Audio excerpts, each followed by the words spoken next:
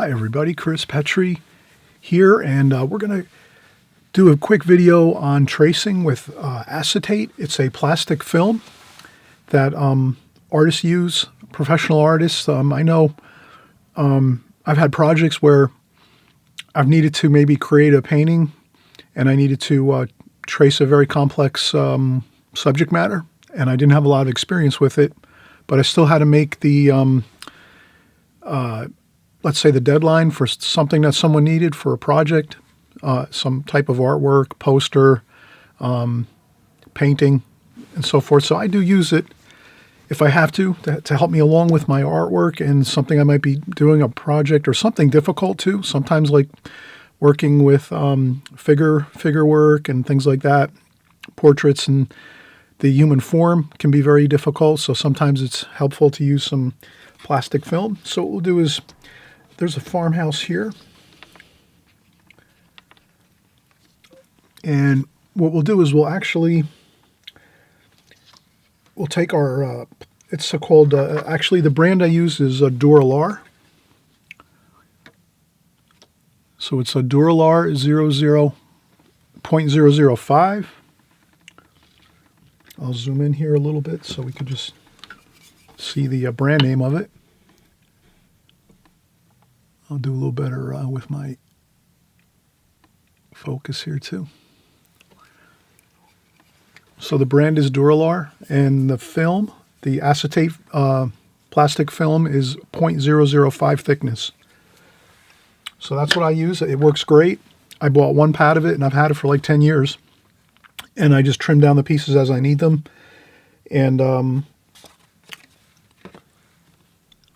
what's great about it is when you're using Sharpie marker to trace, you can use some paint remover. I use Goof Off, which is great. Works really well. Just a little tiny bit I need on a tissue or a paper towel, and I can just wipe off the Sharpie marker, and then I have this same piece of film I can use over hundreds and thousands of times over and over again. So this will last, pretty much indefinitely. Each time I'm done with a project or, tracing something, I might just take some, Goof Off Pro Strength Remover. It's great for taking off adhesives and glues, asphalt, tar, dried latex paint, things like that. It really works great. So let's see how this works. And what I did was I trimmed the film, the acetate film, the size of my iPad here that I have, and I have another piece that I use that I cut for the size of my iPhone. So all I simply do is I take two pieces of tape on my iPad here on the top, and I tape this plastic down onto the iPhone at the top so it doesn't move around, and then I have it securely in place, and then I just drop it over the top of the iPad. And this beautiful farm scene here, it's a farmhouse out in Pennsylvania, right near where I live in New Jersey. Lancaster. This beautiful farmhouse, you might look at it and say, wow, that's a really technical thing to try to draw, and it really is. It would take quite a bit of time to draw this. So if you wanted to create a painting and you wanted to say, let me get this really quick, everything scaled really nicely so that it actually is pretty much the same dimensions as this farmhouse and farm silo, you can just simply take the Sharpie and you can kind of get the overall shape of things. Now, you don't have to go incredibly detailed. You can just kind of get the roof lines like that, and the porch over here.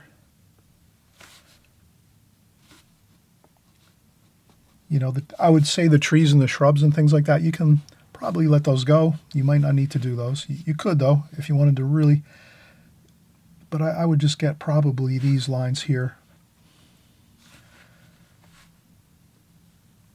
And then I would just sort of get the overall. And then we'll get the silos here.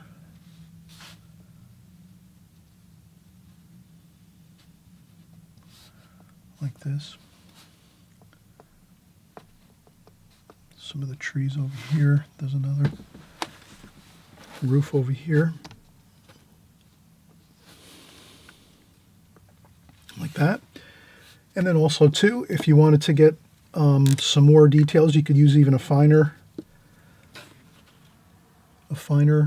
Sharpie like this, and you can get your windows like this.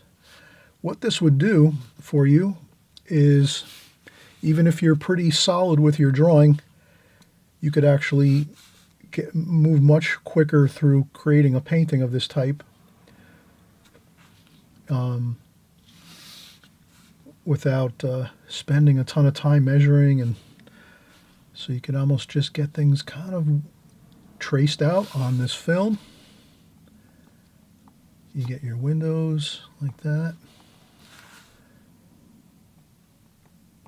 And again, it doesn't have to be perfect. You're just looking to get like the locations, and then you'll later on, when you're drawing this pencil lines,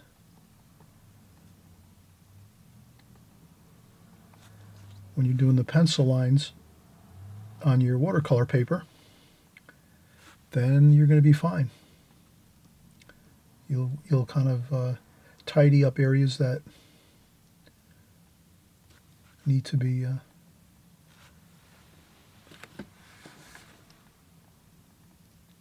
and then somehow, if that happens, try to reline it up again. We're live on camera here, so okay, let's see if that goes back. All right, that's close enough. And we'll get this window here. And I think that's good. So now, and then, well, let's see, we got to go up a little bit. So you could always move the film up a little bit and reposition it just a little bit if you need to get, I think that's good enough. All right, so you have the idea there. So now we just take the film off our iPad, or you could use your phone if you have a phone. You could do this with a TV. Really, it's endless. You know, you're the artist. You can get creative as you want. You can use all kinds of different things. But so now you can kind of see we have all the crucial lines and subject matter that we needed for our farmhouse. So the next step would be, once you have this, you would have your watercolor paper. I'll use some. Well, let's do it. Let's use some watercolor paper.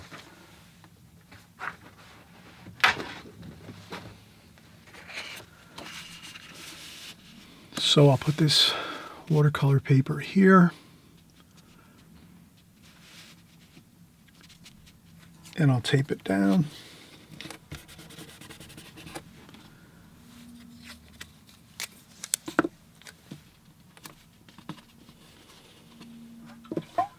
And we'll actually do a painting. Why not? Let's do a painting too. So we'll make this into a full tutorial with the painting. We'll maybe do a more simplified version of the painting, just like a fun composition to do. We're not going to maybe try to get every single detail, or try to make this a real incredibly detailed video where we're going to spend an hour or two. Let's just do it fast and quick. But let's say we'll get our farm scene like this, and then we'll say, all right, now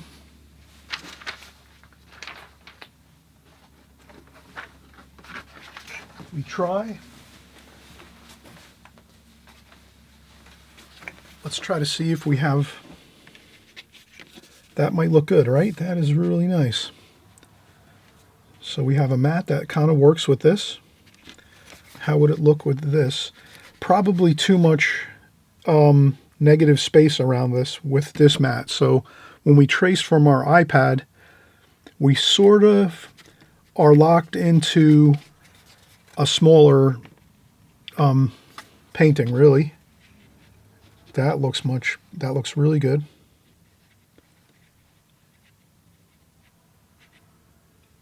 Like that. Okay, so we're going to use this pre-cut mat for our dimensions. And then what we'll do is I'll just center this on the paper like this. Maybe I'll shift this over this way, so this way we have some room over here for our palette. And maybe I'll do that. I'll line this up here, and then I'll just do my points my dots here in the corners. And I know just to make it a little bit larger, my painting, so I get the 4 dots in the corners of my window of my mat, my pre-cut mat. I lift that up.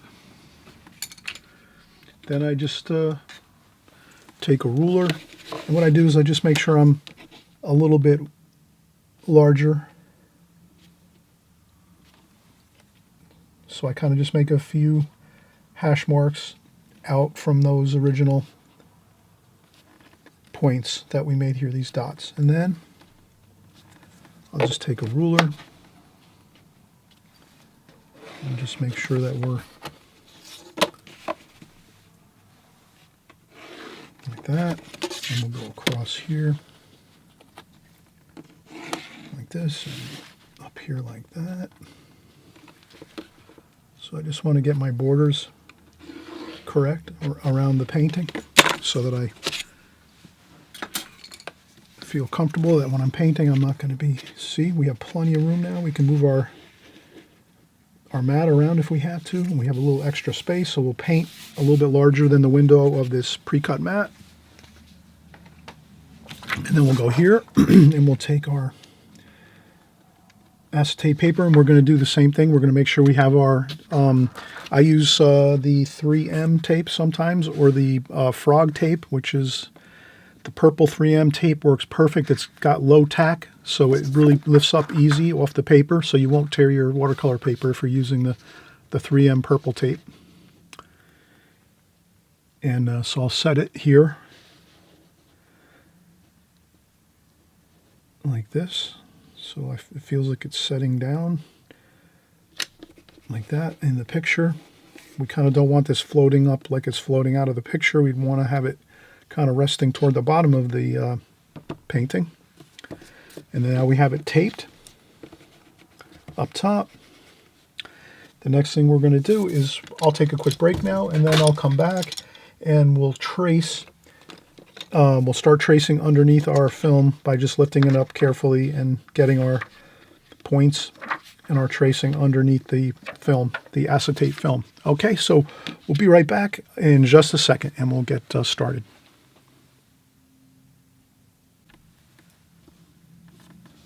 All right, so now let's start tracing this underneath our film. And I'll start, maybe I'll start here. So the key is, maybe as long as you have 2 places taped up here, your film is kind of always going to be landing back down where it needs to land so that it doesn't move around on you. You could add a little 3rd piece of tape maybe, just to really secure it really well, like this. So you definitely want to secure that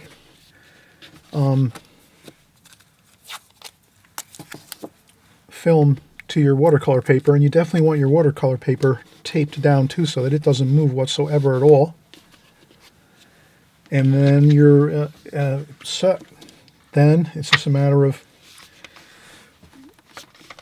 what I do is I usually just, I kind of lift it up as minimally as possible so that I can just keep sticking to the lines that I'm doing. And it doesn't have to be perfect. You can always, again, go in and erase things if you have to and readjust things. Not a big deal.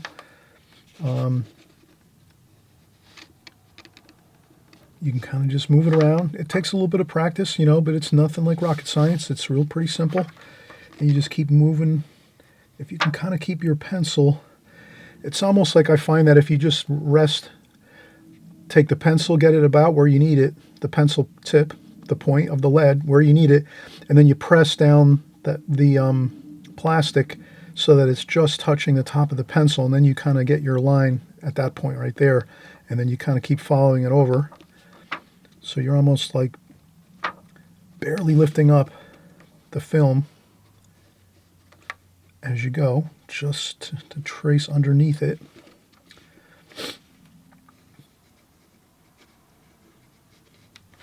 And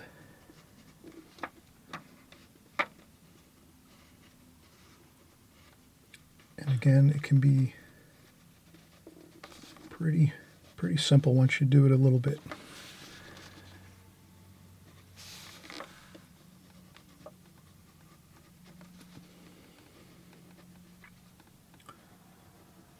Windows can go in real simply. I wouldn't do much with the windows, like try to get them exact, because you can do those. And again, I'm holding that film down pretty tight so that it's kind of touching the lead of the pencil. And I'm going to go around and just keep going here. So it just takes a little bit of... Now this is for anybody that, again, I do use this. I think most artists will... see, I started to get off track a little bit. I was kind of getting this twisted a little bit. So if that happens, you know, you can readjust and redo some things. So I think this was the only thing I went off here. I went off the angle a little bit. See right here? All I got to do now is erase that line and go back in and make sure that my film is nice and lying flat along this, then lift up again. So I'm kind of holding it down really pretty hard on the paper and then just lifting up a little bit at a time, and then I'll just start this one again here, and much better. There it is, perfect. And then over here, same thing, like that. Okay, the bottom of the house is, I'm just going to do a little light sketching there. And then let's get some of these windows. Doesn't have to be perfect. We can just kind of get them close. When I was tracing them, I didn't do a super accurate placement of the windows, because we can always go back in and readjust them a little bit if we have to, or, you know. And again, we're not going to spend hours and hours painting this. We're just going to have fun and do a little bit of splashy, sketchy painting here after we're done. This is meant to be a fun exercise too, because it does get a little, it takes a getting used to a little bit. So if you're going to invest in a little bit of this Duralar acetate film, again, you buy one. If you purchase one pad of the acetate, it's going to last you, forever. Basically, it doesn't really wear out. It's really great product. And you can also use other things. If you can find plastic around the house, if you decide you don't want to really spend the money on it, no big deal. You can find plastic around the house. There's all kinds of packaging. There's like sometimes flowers, right? Actually, they use something similar to this for like flowers. When you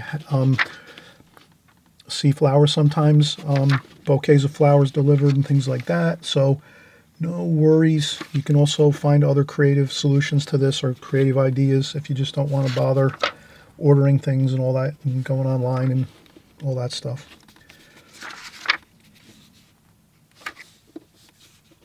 Okay, so that's a roof line over here. So I'll just get this over there like that. And then I think there's some windows here. And if everything's not 100%, we'll go back and we're going to look at the and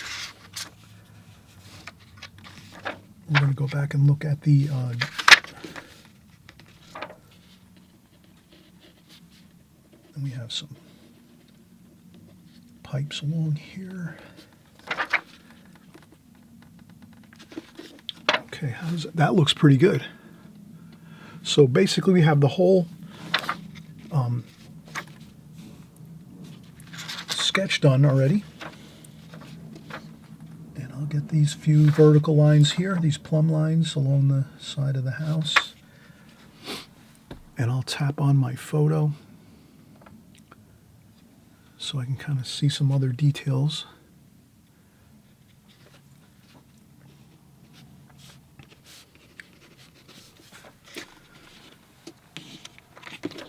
Okay, we can get this window here. That. And I think there's another window right over the top here where that roof is.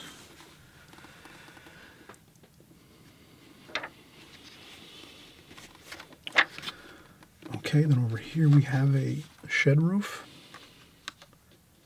like so.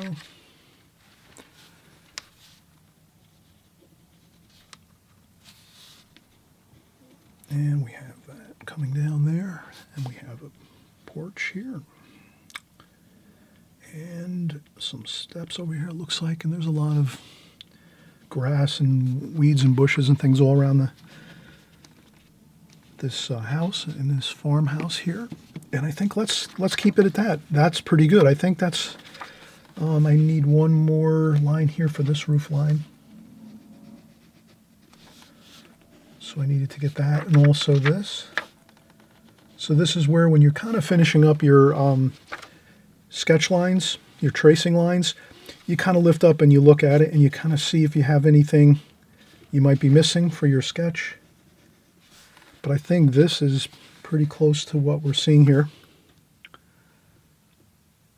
And yeah, that's fine. That looks like we can use this 100% for a nice painting. All right, let's take a quick break. We'll lift up our acetate film. We have our sketch done. And again, if you're a busy artist and you have a lot going on and someone says, hey, I need to have this painting done right away, or something like that, I have a project, I really need this, I'm creating a book, I'm creating a newsletter, a magazine, something like that, something like, this is the kind of things that illustrators deal with all the time, probably, when you're working as an illustrator and you have projects and you got to get them done fast. You wouldn't probably work on something like trying to sketch this freehand without using some sort of help to get something rendered really, really professionally and professional looking, and then you can go from there. So let's continue on here and get the painting started in just a second. Let me take a break. I'll get my paints ready, and we'll get started with the painting. All right, I'm back, and I actually just set things up a little bit. So we have our palette over here all ready to go. We took the same photograph, and I just looked the photograph up online with my cell phone. So now I have my cell phone set up here, a little bit smaller, a little bit easier to get onto my screen here. If I wasn't working on this video, I would have just left the iPad that I was using, because the iPad's larger, better view of what's going on. But this is fine. We can definitely, this will be great for our colors. We're going to kind of just get the overall idea of this. And we'll do this a la prima. So we're going to go in and get the darks, the darker tonal values in, and leave the lighter tonal values white paper for right now. And we'll just keep working our way through it, having fun. And again, this is just like a small composition we're doing.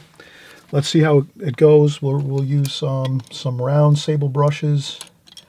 I'm trying to see what I have here. I think I'll use my travel brush here. And so I'll use a travel brush. This is the Da Vinci travel brush, number 4. And then this is really fun. You can unscrew this, put it in, and then you can throw this in a duffel bag or a purse, overnight bag. And it's great. It has a hole in the top so it vents and dries. The brush dries inside, so you don't have to worry about that. So these are great for traveling, or if you do like to, you can leave these in your pockets and stuff, and while you're working, doing some small compositions. If you're traveling on vacation and you want to paint a few scenes like this, you can have your travel brushes with you. They really, really work great. So let's continue here, and I'm going to get my things set up here. Before I do anything, though, I just wanted to just kind of show the...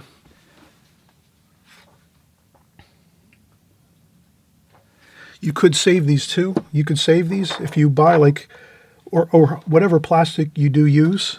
If you want to keep reusing this, you can definitely, let me see if I have, I might want to save this and do this again for a small composition. So I'll leave this Sharpie marker pen drawing on this film. I'll save this film and put it in a folder. And then, but this is, if you want to reuse your film, so you can reuse your film. And then I just have a little bit of paper towel, or tissue works fine, paper towel. And then I just take a little bit of the paint remover and tape, gum remover, and whatever, and just the Sharpie marker comes right off like that, and you can reuse this over and over and over again, so no big deal. This stuff lasts forever. And but again, I'll save mine and put it in a folder, this farmhouse. I'll just save it because I'd like to do it again, I think. So we'll work on this one now. We've got it transferred onto our watercolor paper. We have our photograph here. And we're ready to start painting. So let's, I'll get some water.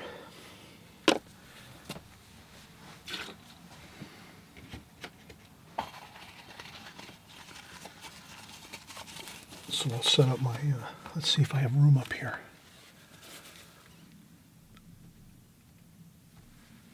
Okay, I'll just put this here so you kind of know where my water container I'll leave up there. I'll put my damp sponge here for taking water off the brush. So we have everything all situated correctly.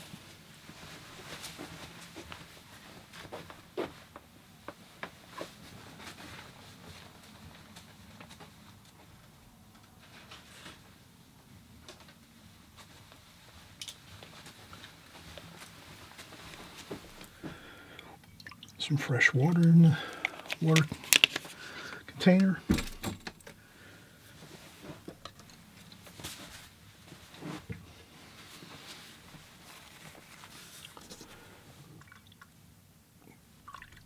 Okay, so let's mix up some colors to start with. That's a good plan usually to get some colors on your palette. We always talk about that on my channel here. So we're going to do the roofs here. They're going to be some ivory black here. We'll have some ivory black and some Payne's gray. It's kind of nice to have a little bit of two blacks here to mix.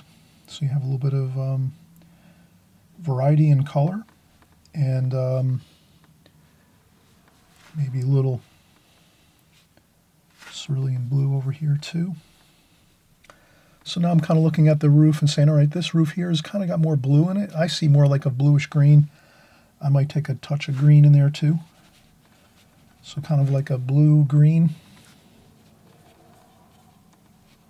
And then these roofs here are a little darker. Payne's gray and ivory black. We'll mix that for there. And then we can also use this for the silo.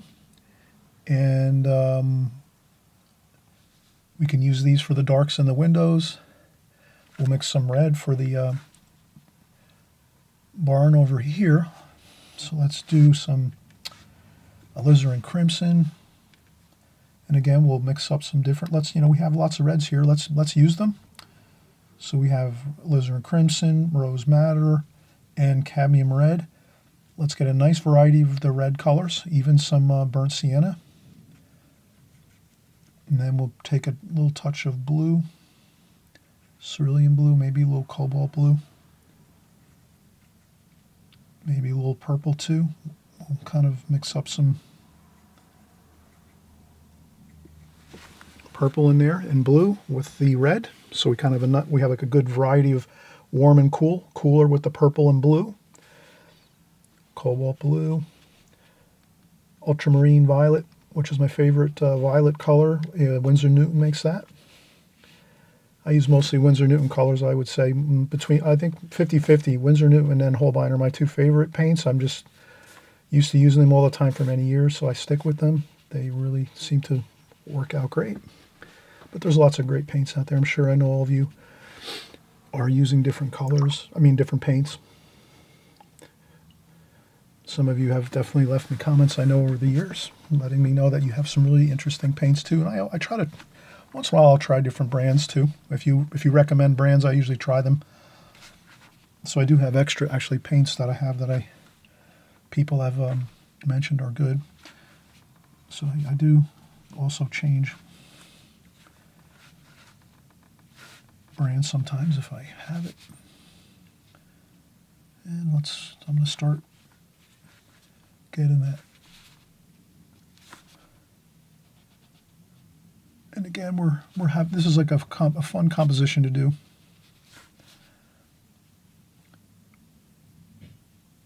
Sometimes it's good to maybe build into the washes some lines, almost like horizontal lines for roofing. Roofing,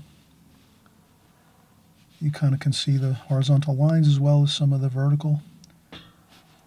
At this distance, though, in the photograph, you wouldn't see any of the details of the shingles of the roof, so we'll kind of keep it the same way. So this tonal value, this dark, is pretty much the same as this here. So I can, and it's a little bit lighter up top along the siding there.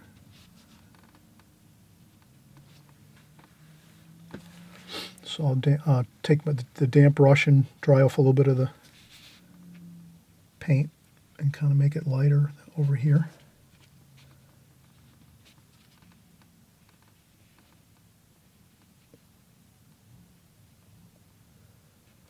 Like that.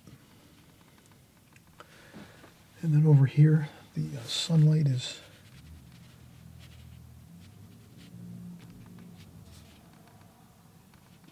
affecting this rooftop there, which makes it lighter.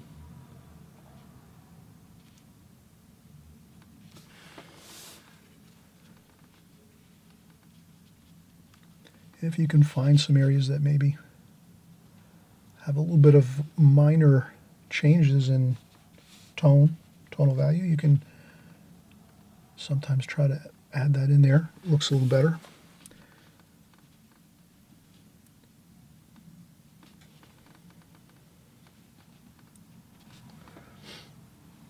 Looks a little bit darker here.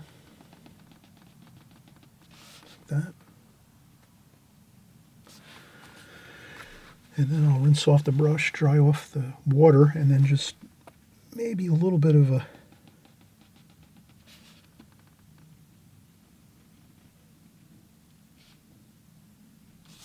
like that.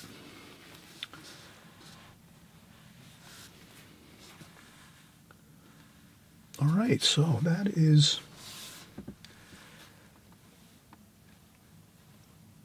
pretty much looking good. Let's do some roof colors now. We'll do this barn color here.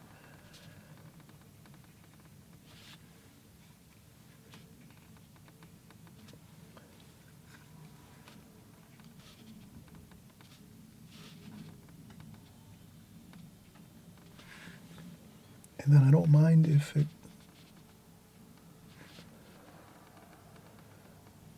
kind of blends in with the roof, because it's sort of the similar tonal value there.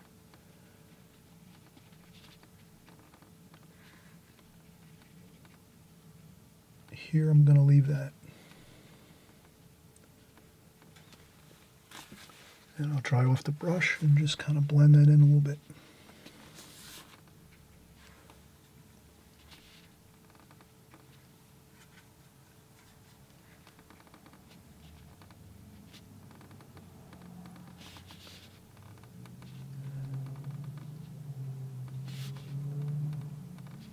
Go.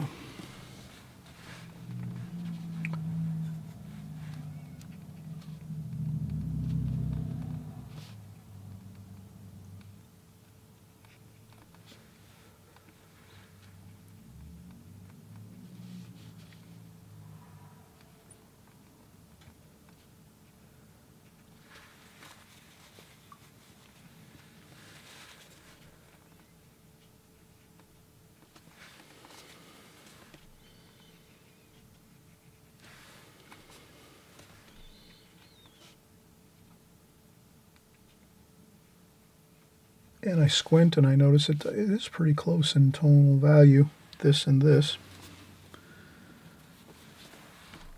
So that's okay if it kind of blends in there a little bit. And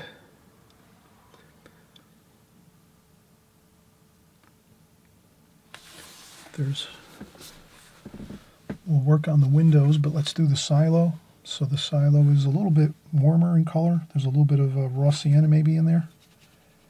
So I'll add a little bit of raw sienna.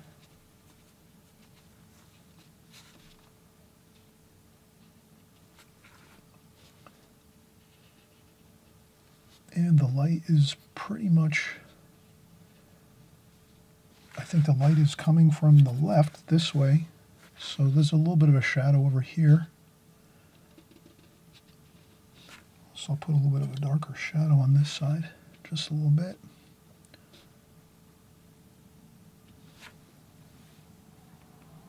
Dry off the brush, a little bit on the sponge, and just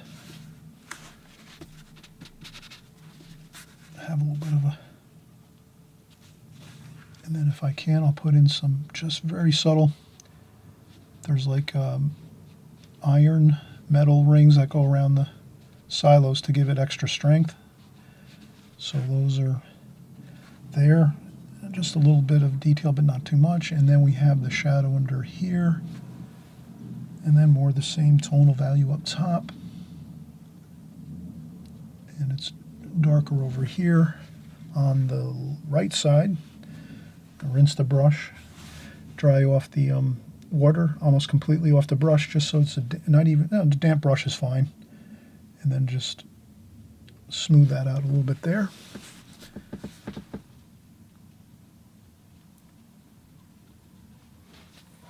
And then we have a little bit of a shadow over here, I see, so I'll try to put that in there, and there's another something there.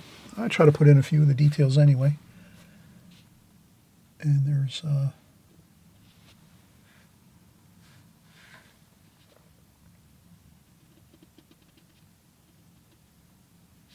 bit of a shadow by this vertical pipe that runs alongside the silo.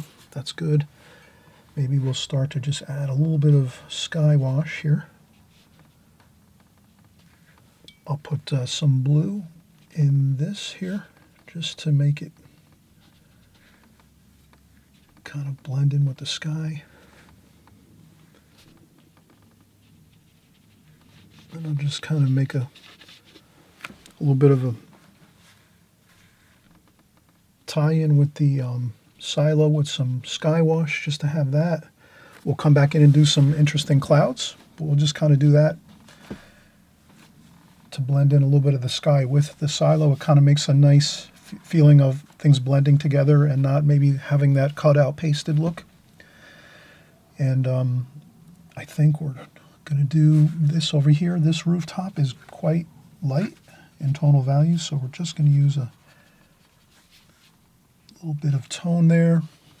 Rinse off the brush, and I use the damp brush, and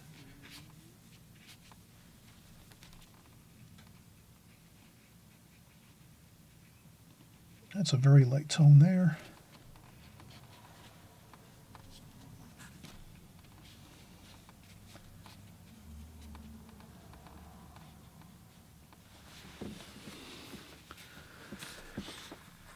And as you can see, we're just having fun working on our eyesight with our artwork, kind of trying to get those tonal values really accurate as we can.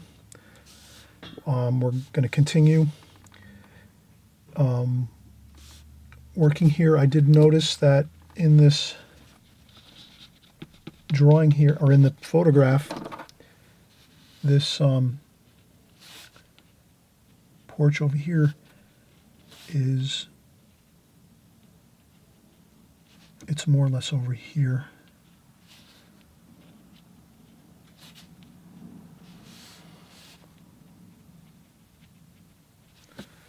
So it sits further back.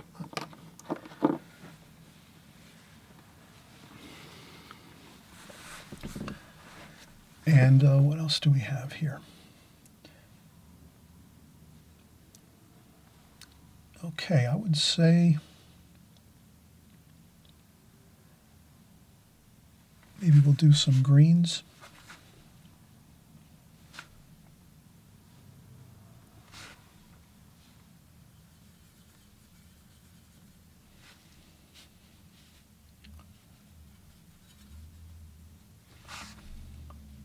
sap green, a little bit of cobalt blue maybe, yellow ochre, olive green maybe too.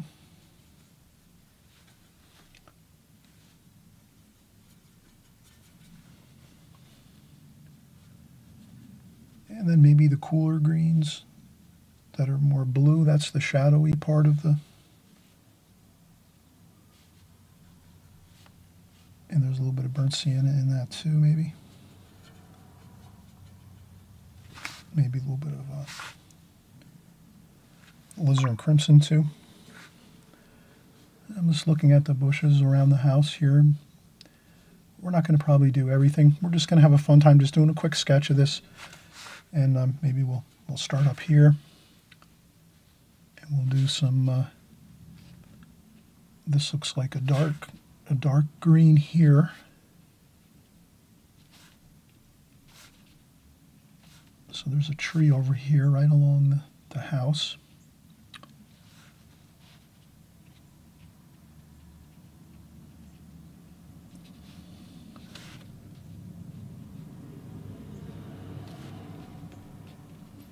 Like this.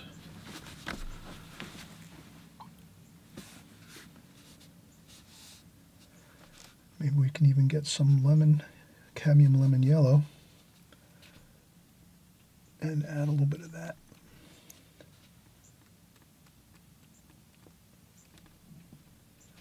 And then add a little bit of the shadow color maybe underneath here, just to give it a little bit of a darker feel there. That should be fine. And then what I'd like to do is get that distant field in. That is right about here. So if I look, I see that distant field is right about there, right where the roof meets the eaves. So I'm just going to take that and make a little pencil line there, like so. And then we can take a cooler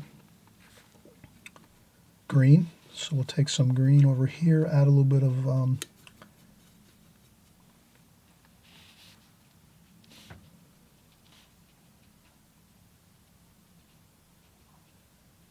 some of that cooler green in the distance with a little bit of purple too. Like that.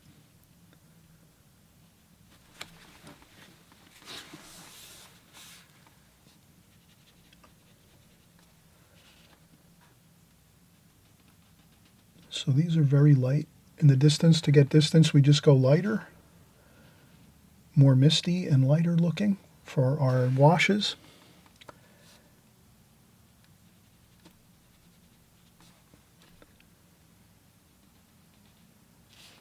Like that. Then they can get a little bit darker as they come forward this way, but still quite cool purples and blues. And then as it comes this way, then it gets greener, like that.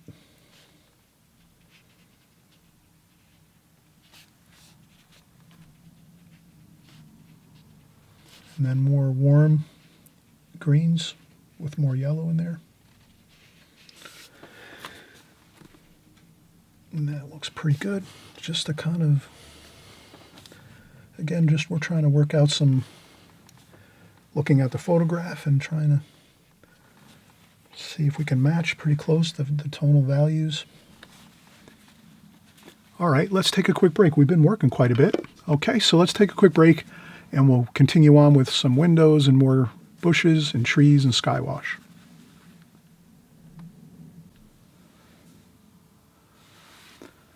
All right, we're just going to continue on here. We'll get some new fresh water in our water container.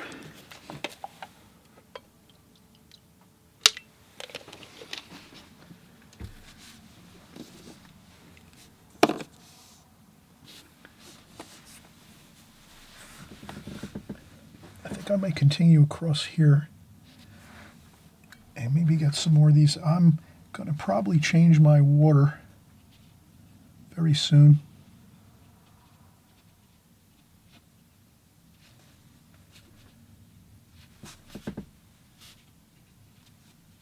I'll change my paint. I meant to say I'm going to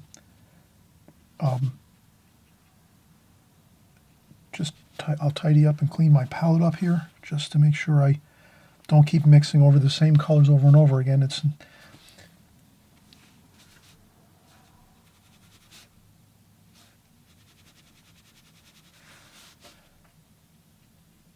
definitely want to get some of that purple and cerulean blue.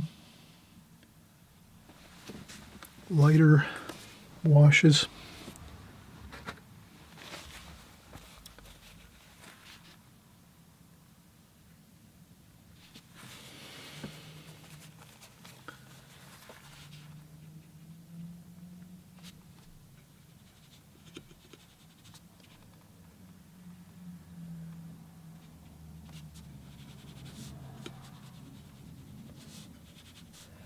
Green and purple.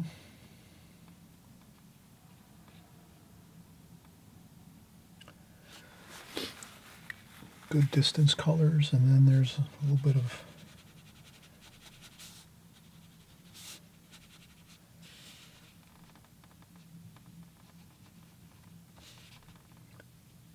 a very, very kind of a dull green across there. Could also use some chromium oxide, I think we have here.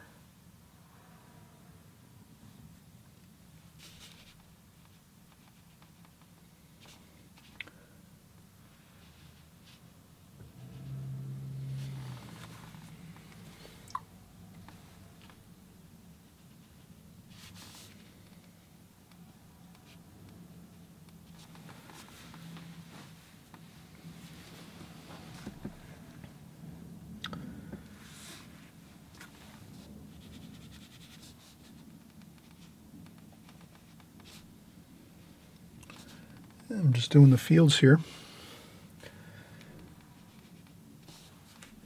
And they change. You can kind of see how the fields, they might have plantings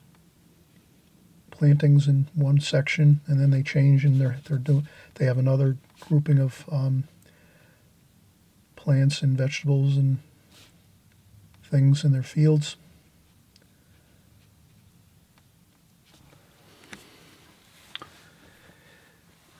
And that looks pretty good, so we can kind of see it gets a little bit darker over the top here where the roof is, but we should wait and let that dry a little bit, and then we can go over with that darker bit of green on top of this roof here. So we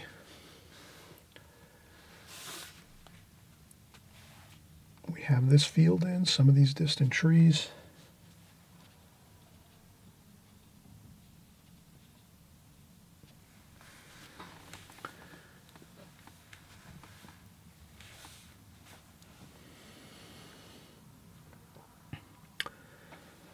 Okay, now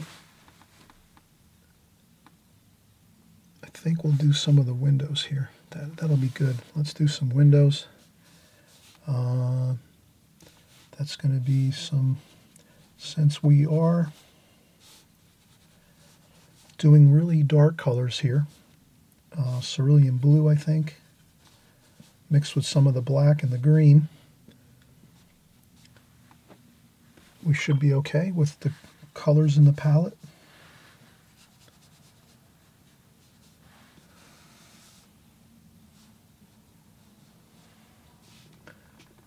And then I'll just sort of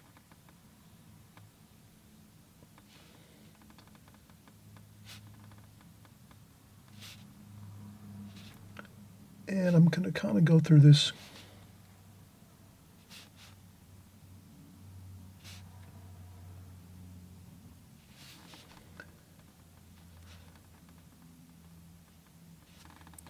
try to go through this pretty quickly. The darker tonal values in the windows, I think, are up at the top of the windows, and then they get a little lighter toward the bottom of the window. So that's why I'm going to do that first. I kind of get that there, and then we have those there. And there's a couple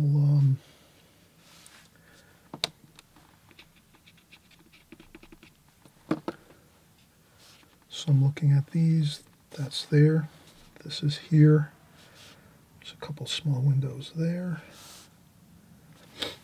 There's a door here. Right under this here, so we'll put that door there. A little bit darker on the top.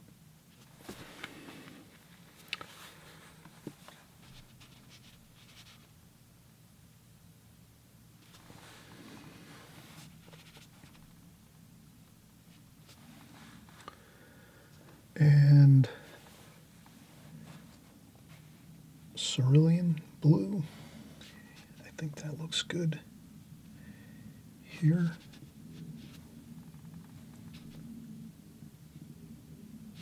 And again, we're having fun here. I'm just getting in some spots of color.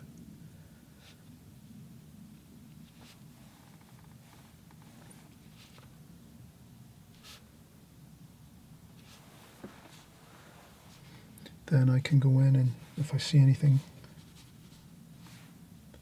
there seems to be a pretty dark over here. Like that.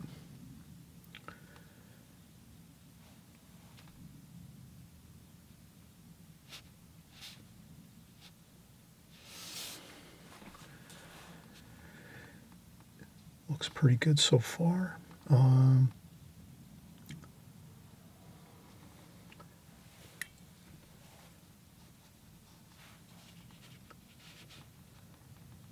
There's some windows under here.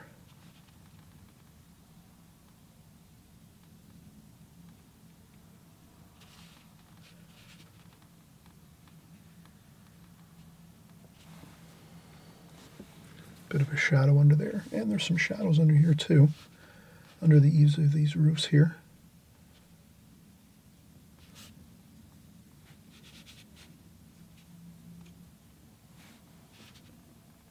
So I'll use some purple and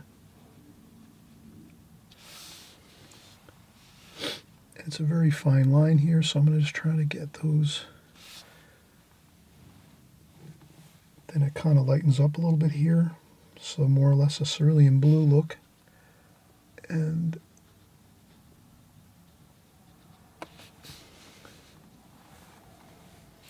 over here, not so much. There's not much of a shadow over here on this side of this gable roof over here, but there is the shadowing under there. And I think that looks pretty good. Maybe we'll get some greens here. Sap green, yellow ochre, burnt sienna too.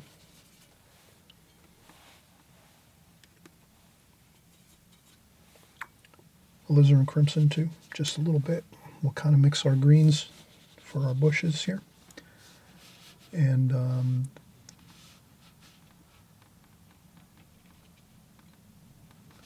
there's a couple along here.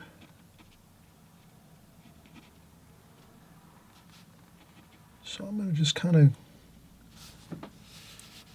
take my time here and put in some bushes. Put down maybe some spots of paint, and then do a little bit of random kind of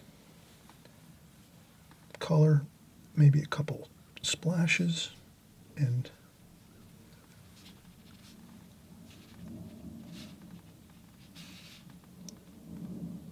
then there's a kind of a darker, maybe a little bit of cobalt blue just to get a little bit of a darker tree over here.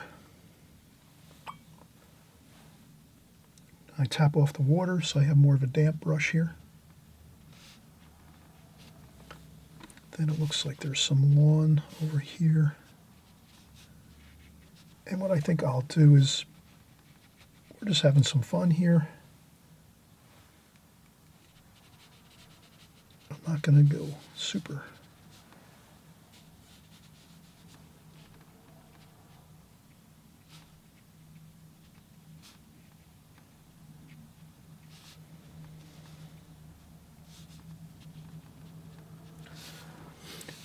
I just want to get some of the bushes and things here.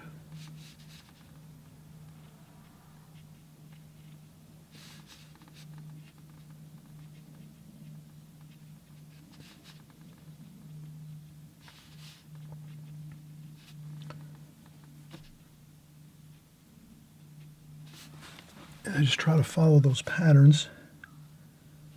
And I think the shadow patterns are a little bit to the right here.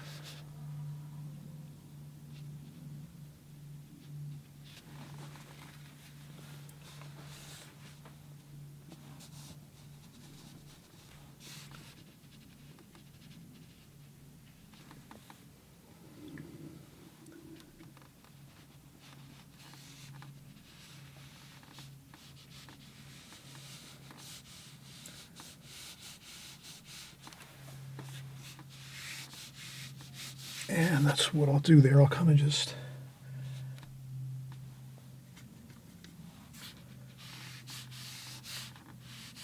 swoop the paint this way. Just gives it a feeling of movement through the picture a little bit.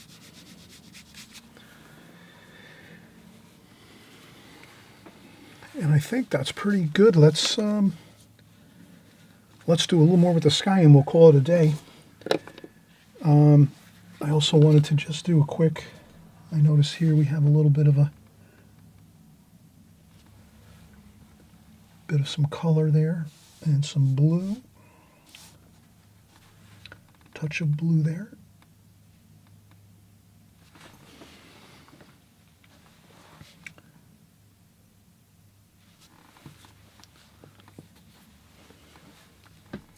Windows tend to pick up the color of the trees in the sky.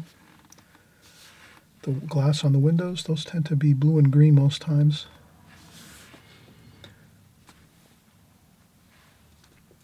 And all right, so we have things looking good. Let's try to do a little more with the sky. So right now, I think we can just set the phone aside and we'll just work on the sky wash. And what I'll do is I'll get fresh, clean water for the sky wash. It's always good to have nice crystal clear water for the sky washes because we want the blue to look really good, transparent. And then what I'll do is I'll take some clear water and I'll just pre-wet the paper a little bit up here. I'm not going to flood the paper, really. I'm just going to kind of pre-wet the paper a little bit here. Just along the right side over here. I'll leave this dry paper over here. Just pre-wet the paper a little bit there. And then I'll try to mix up some cerulean blue. And maybe a little bit of a grayish mix here to start with. Like that. Maybe a bit of a stormy kind of cloud there. And I just let the paint do the work with the water and the damp paper. Like that.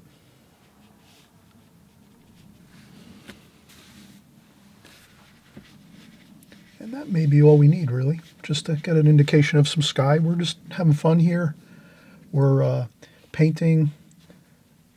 Like this is basically a composition we might do to practice some colors before we do a larger painting, maybe. Or this can be our final painting right here. Next thing I would like to do is maybe, I just want to maybe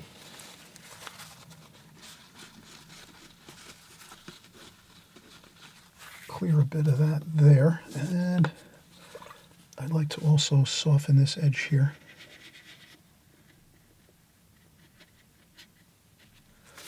And while I'm here, let me do this. I'd like to get a little bit of more color here. Like that.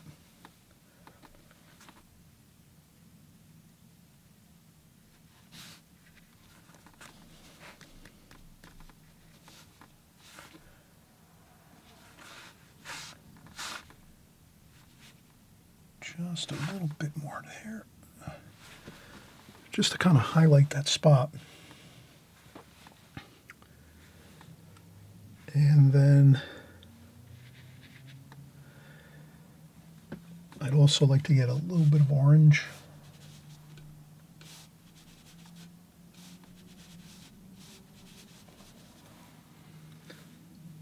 For that bit of that haze in the first quarter mile of the atmosphere.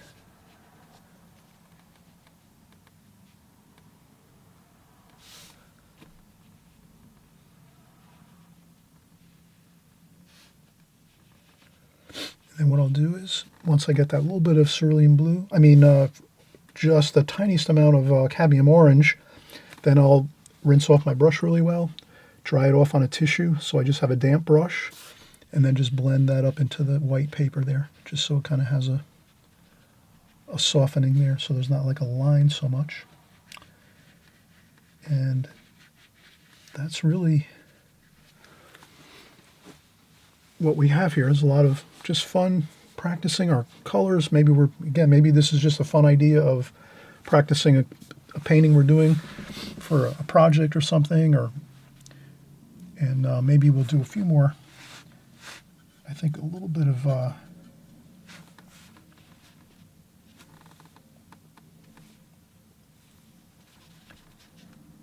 this is some greens through here.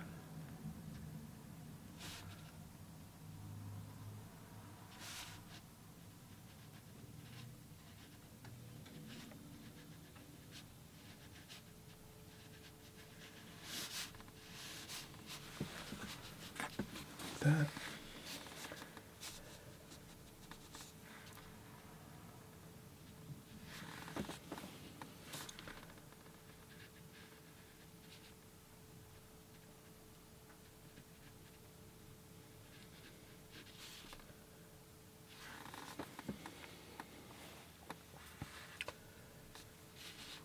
And maybe there's a little bit of a darker line there, like so.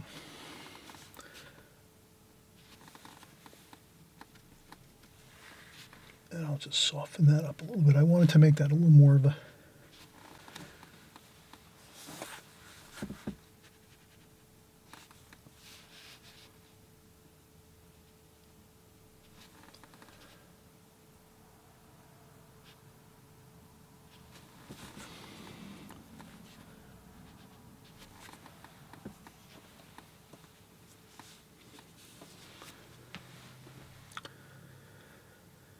and I think that is really perfect. Let's get a tiny bit of lemon yellow, cadmium lemon yellow. Rinse off my brush really well. And that little bit of cadmium lemon yellow on the side of this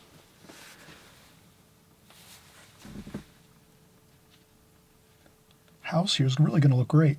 Just a tiny bit though.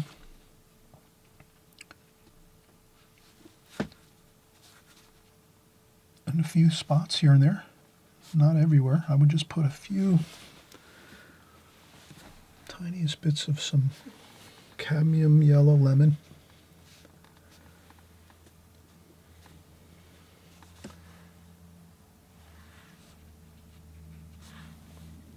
Maybe some yellow ochre over here.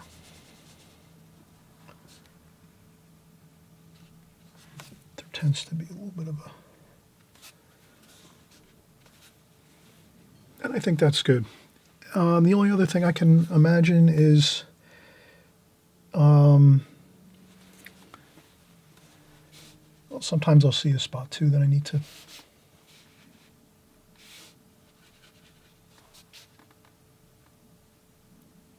I guess the key is not to do too much. Now over here we kind of said that the shadows are on the right side, like this, so we would have more shadows on the right side.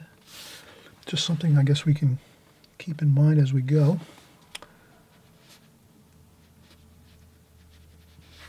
But I think that's fine. And anything else that we were going to do here?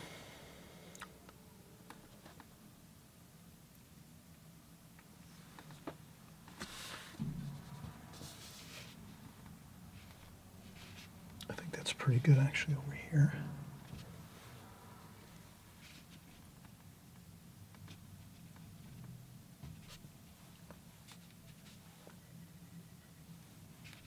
And a tiny bit of a shadow there.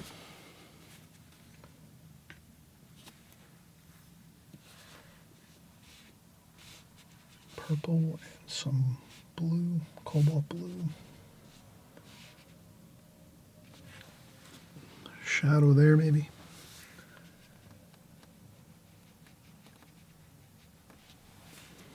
Maybe a bit of shadow here.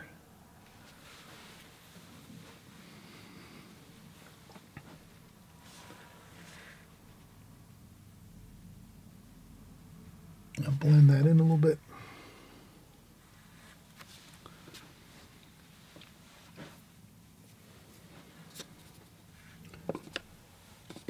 And maybe we'll make a couple people working on the farm here.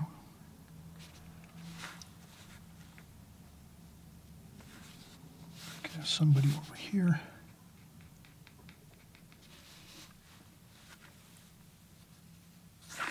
And I just take some color mixes.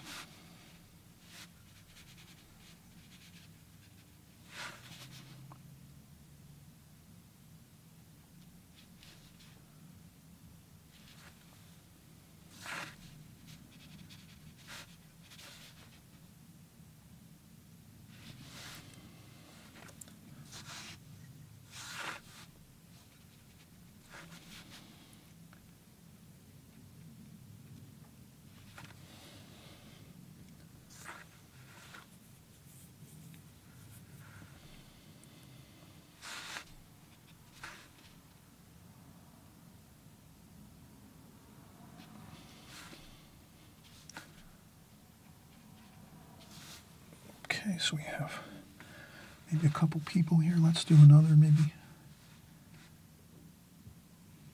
Maybe we'll do some burnt sienna. Maybe some cobalt blue maybe.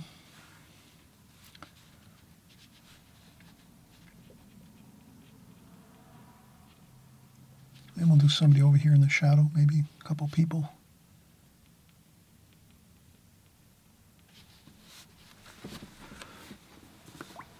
So we can add a little bit of figures just to make it interesting, more interesting and exciting. Indications of that. And I think that's pretty good. Well, I'm glad you had fun here on this video. Well, we started out and we said we were not going to go too much more than just doing the acetate film, the Duralar acetate film, to do some tracing. But why not? When we're doing our tracing, this is what we do.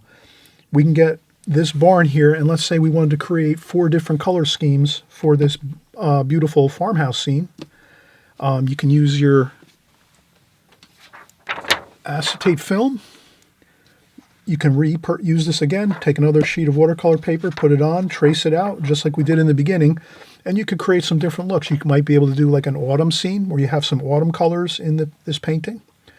You might have to research some other photographs of farm scenes maybe and see some different color variations that you might have using it in autumn. You might do a snow scene where you could do like 4 seasons if you wanted to. You could take this scene and you just keep sketching the lines down onto another sheet of watercolor paper and try different color schemes in your paintings.